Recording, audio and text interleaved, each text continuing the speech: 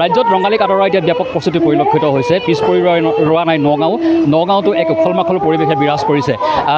এয়া আমি উপস্থিত আছোঁ বৰ্তমান ৰেনেছা জুনিয়ৰ কলেজ, ৰেনেছা উচ্চতৰ মাধ্যমিক বিদ্যালয়ত, আৰু ইয়াতো পৰিলক্ষিত হৈছে ইয়াৰ ছাত্ৰ ছাত্ৰীসকলে প্ৰাক ৰঙালী এক অনুষ্ঠান আয়োজিত কৰিছে, আৰু সকলো ছাত্ৰ ছাত্ৰী তথা অভিভাৱিকাসকল আহিছে আৰু সকলোৱে জাতীয় সাজপাৰ পৰিধান কৰি এই প্ৰাক ৰঙালী বিহু উদযাপন যি অনুষ্ঠান অনুষ্ঠিত হৈছে ইয়াত অংশগ্ৰহণ কৰা পৰিলক্ষিত হৈছে। এয়া ছাত্ৰ ছাত্ৰীসকলে ৰেনেছা জুনিয়ৰ কলেজৰ ছাত্ৰ ছাত্ৰীসকলে এক মুকলি বিহু পৰিৱেশন কৰা পৰিলক্ষিত হৈছে, আৰু এইদৰে এতিয়া ৰঙালীৰ প্ৰাক্ক্ষণত সকলো ৰাইজ ওলাই আহি বিহুত মতলীয়া হৈ পৰা পৰিলক্ষিত হৈছে। আৰু এয়া আমি দেখুৱাইছোঁ ৰেনেছা উচ্চতৰ মাধ্যমিক বিদ্যালয়ৰ এই প্ৰাংগণত এয়া ৰঙালীক আদৰাৰ এক অনুষ্ঠান অনুষ্ঠিত হৈ আছে। নাম দিয়া হৈছে প্ৰাক ৰঙালী বিহু উদযাপন, আৰু এয়া মুকলি বিহু পৰিৱেশন কৰিছে ৰেনেছাৰ ছাত্ৰ ছাত্ৰীসকলে। আমি দেখুৱাইছোঁ ৰেনেছাৰ সামগ্ৰিক পৰিৱেশ। এইদৰে এতিয়া ঢোলৰ চেৱত কঁকাল ভাঙি নাচিছে নাচনীয়ে।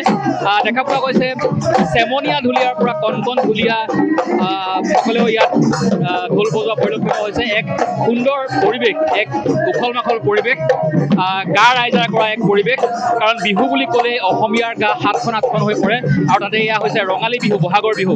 গতিকে ইয়াত আনন্দ স্ফূৰ্তিৰ কথা জড়িত হৈ আছে। গতিকে ইয়াত দেখা গৈছে সকলো উৎসাহিত হৈ ওলাই আহিছে। এইদৰে মোৰ কেমেৰা সহযোগী আপোনালোকক দেখুৱাইছে ইয়াৰ সামগ্ৰিক পৰিৱেশ। বিহুৰ সমানে সমানে ইয়াত সকলো ৰাইজে এক উৎসৱমুখৰ পৰিৱেশত অংশগ্ৰহণ কৰিবলৈ জাতীয় সাজপাৰ পৰিধান কৰি ওলাই অহা পৰিলক্ষিত হৈছে। এয়া আমি দেখুৱাইছোঁ ৰেনেছা মাধ্যমিক বিদ্যালয়ৰ এয়া পৰিৱেশ, আৰু এয়া ঢোলৰ চাৱত নাচনীয়ে নচাৰ উপৰিও এয়া যিসকল দৰ্শক আছে দৰ্শকসকলেও হাত চাপৰিৰে ৰঙালী বিহুত যি আনন্দ কৰা পৰিলক্ষিত হৈছে।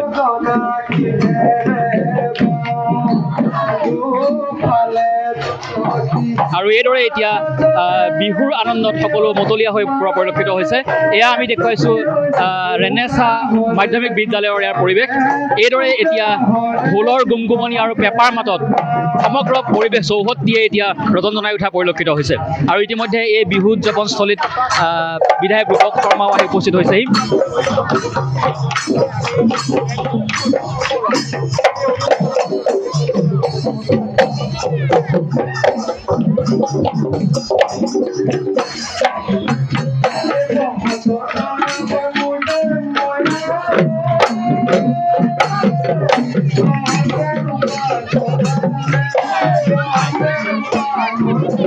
আমি ইতিমধ্যে এগৰাকী উদ্যোক্তা আছে তেখেতসকলৰ পৰা জানিবলৈ চেষ্টা কৰিম যে প্ৰাক ৰঙালী বিহু আপোনালোকে যি উদযাপন কৰিছে এই অনুষ্ঠানটি উদযাপন কৰাৰ উদ্দেশ্য কি?